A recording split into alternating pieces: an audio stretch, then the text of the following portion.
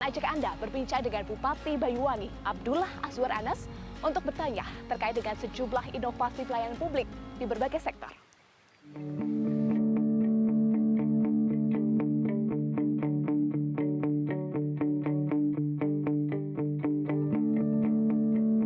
Halo Pak Anas, Ya, apa halo. kabar Pak? Baik, Sehat alhamdulillah. ya? Sehat, alhamdulillah. Pak, boleh kita minta waktunya untuk ngobrol-ngobrol Boleh. terkait dengan inovasi pelayanan publik dari Ya. Pemkab Banyuwangi ya Pak ya? Ya. Baik, Pak Anas, Kabupaten Banyuwangi ini kan terkenal dengan sejumlah inovasi pelayanan publik.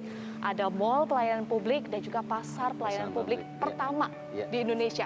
Nah, mengapa inovasi pelayanan publik menjadi salah satu prioritas dari Pemkab Banyuwangi, Pak Iya, Anas? karena salah satu tugas dari pemerintah daerah itu melayani rakyat. Dan ada banyak pelayanan rakyat selama ini terkendala, terkesan birokratis, berkepanjangan. Maka butuh terobosan, butuh inovasi.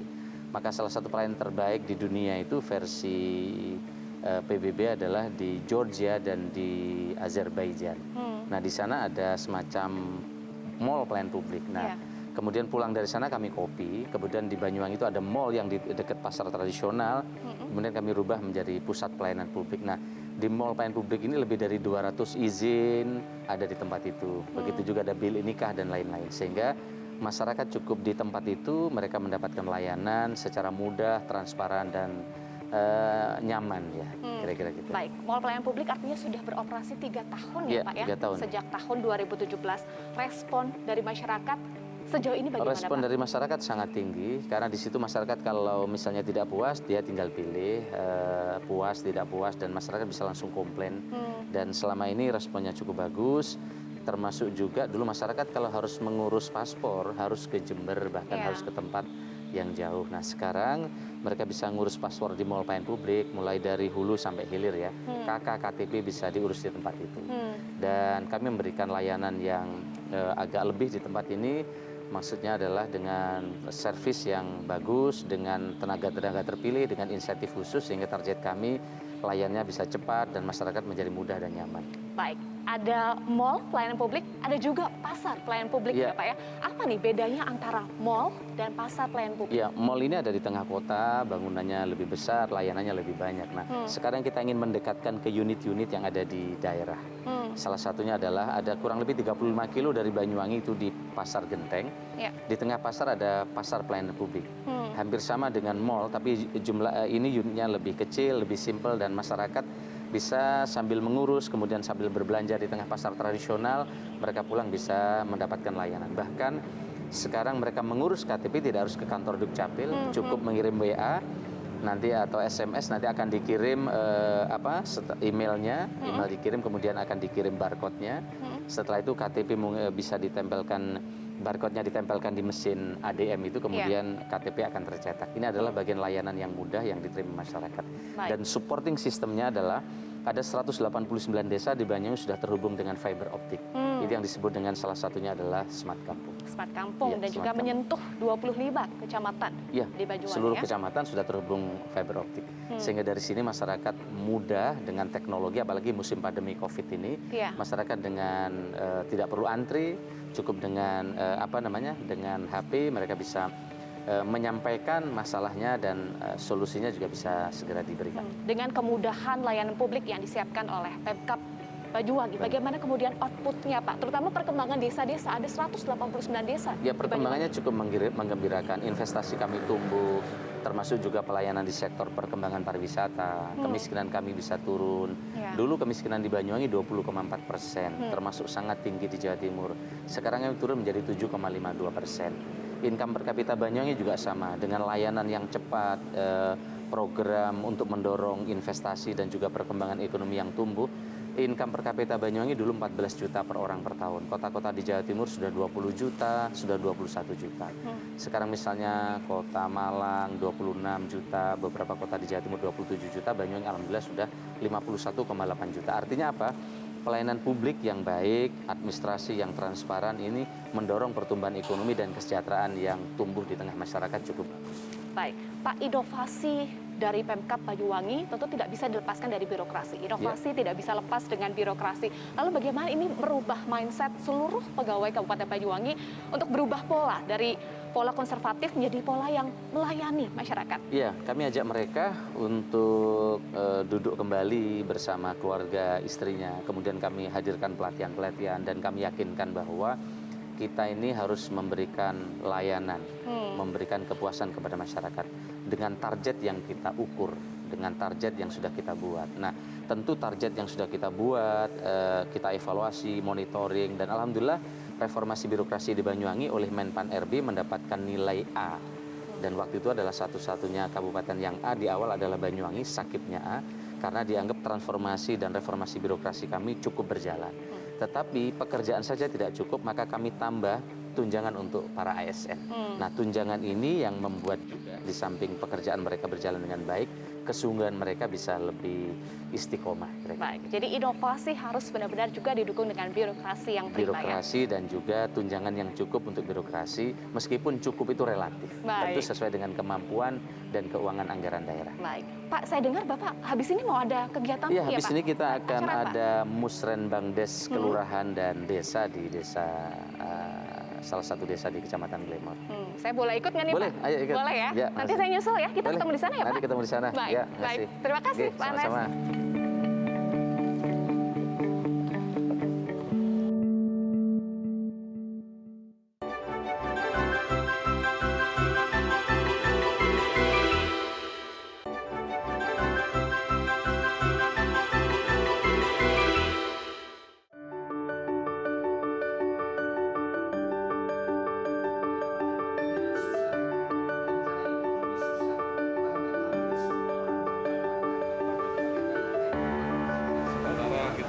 Selamat sore, Pak Anas. Selamat sore. Selamat sore, Pak Mamoto. Iya. Pak, boleh kita minta waktunya, Pak, Iya, untuk ngobrol soal boleh. Smart City? Smart Kampung. Smart Kampung, bukan Smart City ya, tapi Iya. Smart Kampung. Balik ke sana ya, Pak? Iya, iya, boleh.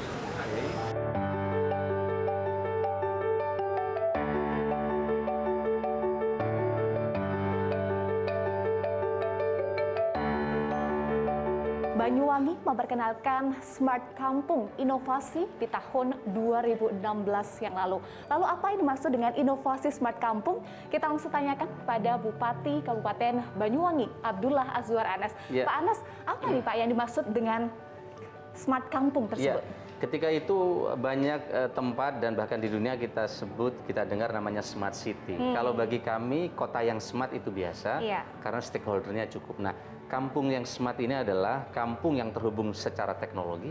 Kita semua desa di Banyu sudah terhubung dengan fiber optik. Yang kedua, hampir seluruh layanan yang sifatnya administrasi, yang dibutuhkan masyarakat, semua terlayani di sini secara digital.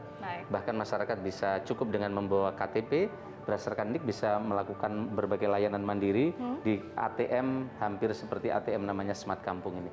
Dan semua telah terlayani secara digital bersama staf-staf kami yang ada di tingkat desa, sehingga di tingkat desa sekarang layanannya sudah bisa online, dan masyarakat ketika membutuhkan layanan, kepala desanya tidak ada, tidak harus menunggu kepala desanya, karena sudah bisa ditandatangani secara elektronik oleh kepala desa. Itu contoh kecil saja. Iya, layanan apa saja sih Pak yang bisa diakses oleh masyarakat di 189 desa yang sudah ada Smart Kampungnya ini, ya, Pak? mulai surat-surat yang dibutuhkan, mulai surat keterangan miskin, kemudian ketika mereka menginginkan untuk perpanjangan KTP, KK, dan seterusnya, bisa diproses dengan program yang disebut dengan Smart Kampung. Dan Smart Kampung ini memberikan ruang yang seluas-luasnya bagi masyarakat untuk memberikan saran, begitu juga untuk menerima kritik di tempat ini, sekaligus Smart Kampung ini bisa dengan mudah mengintegrasikan data-data yang muncul yang ada di tingkat desa.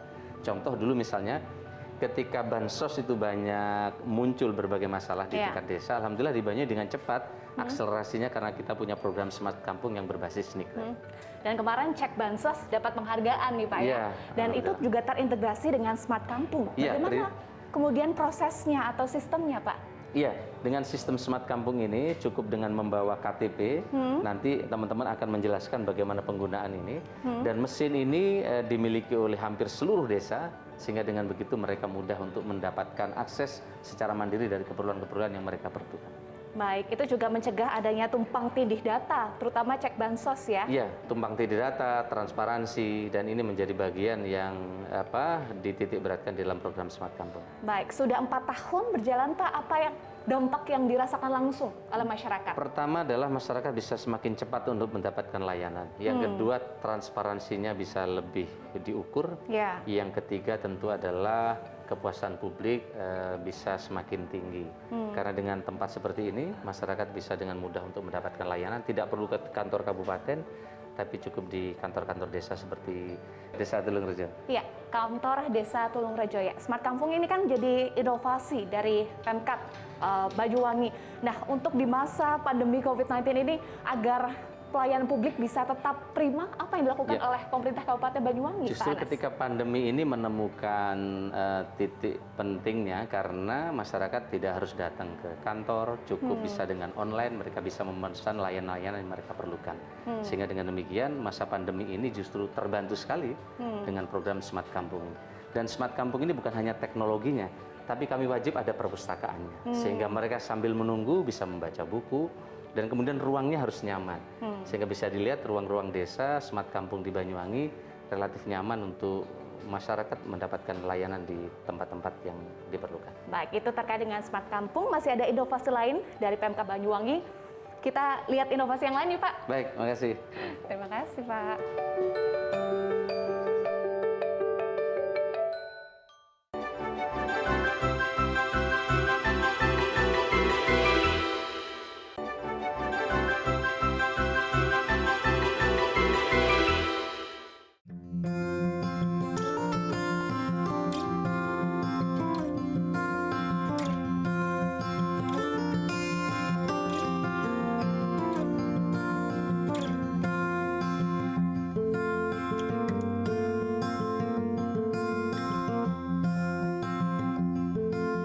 Halo, wah mohon maaf ini nunggu lama ya.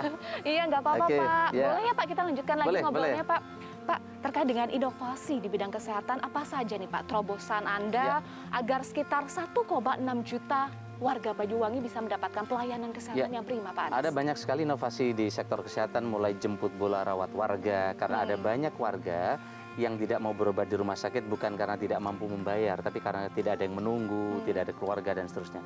Kemudian ada yang nanti akan diikut sertakan di dalam kompetisi dunia mewakili Indonesia di PBB adalah terkait dengan pemburu ibu hamil berisiko tinggi, di mana di sini melibatkan ibu-ibu melijoan.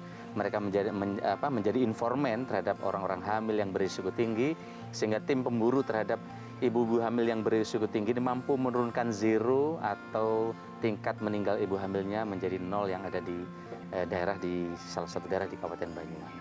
Begitu juga inovasi-inovasi yang lain yang terus kita kembangkan dalam rangka jemput bola terhadap masalah-masalah yang muncul di tengah masyarakat. Ini sektor kesehatan. Kami juga ada inovasi lain, misalnya adalah di Republik ini ada orang miskin yang sebatang kara, tidak punya anak, tidak punya keluarga, dan tempat tinggalnya numpang karang di tempat orang.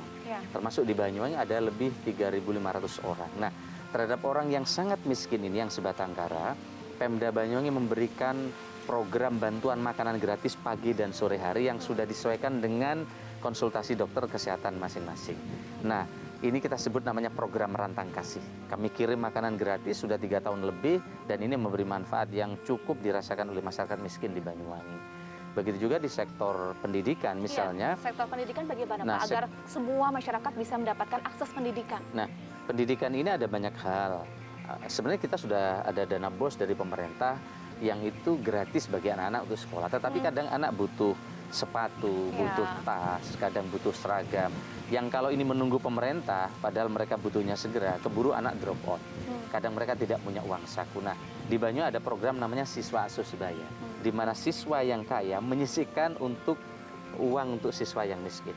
Total yang mereka kumpulkan sampai hari ini totalnya lebih dari 14 miliar. Uang ini dari siswa, oleh siswa untuk siswa.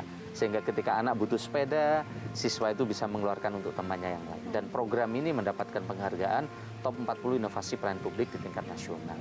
Begitu juga anak yang sangat miskin, di kecamatan yang sangat miskin, kita berikan uang transport untuk keluarga yang sangat miskin. Di samping uang transport, mereka ada uang saku bagi siswa. Kadang ada siswa tidak mau berangkat ke sekolah bukan karena tidak bisa bayar sekolah, karena telah dibayar oleh pemerintah, tapi kadang mereka minder karena tidak punya uang saku ketika akan mereka ke kantin. Nah, ini telah disiapkan juga oleh pemerintah di Banyuwangi. Baik, itu tadi ada inovasi di bidang pendidikan, kemudian sosial, dan juga kesehatan. Apa inovasi yang paling Anda banggakan dan Anda lihat ini benar-benar terasa di masyarakat, utamanya dari sisi pelayanan publik dan juga tingkat taraf hidup kesejahteraan masyarakat, Pak Anas? Iya, inovasi yang paling pertama menurut saya jemput bola rawat warga. Kemudian rantang kasih. Iya. Karena program rantang kasih ini memberikan bantuan langsung kepada masyarakat. Kemudian adalah di sektor smart kampung, di mana layanan rakyat ini sekarang tidak perlu lagi ke kota. Mereka cukup datang ke desa, dan kepala desa juga kalau tidak ada di lokasi bisa langsung tanda tangan elektronik dengan menggunakan HP, sehingga dengan sistem ini sangat efisien, transparan, dan akuntabel. Sehingga rakyat mudah juga untuk mendapatkan layanan dasar maupun layanan yang lain. Baik, sejumlah penghargaan sudah diraih oleh Pemkab Banyuwangi dan tahun depan akan ikut ajang PBB melalui Pemburu Bumi Risti, Pak.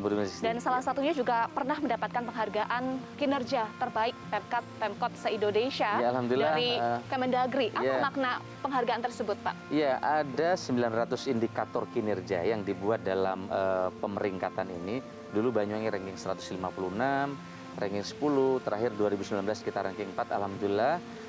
Dalam bulan kemarin Banyuwangi mendapatkan penghargaan sebagai kabupaten dengan kinerja pemerintahan nomor 1 di Indonesia.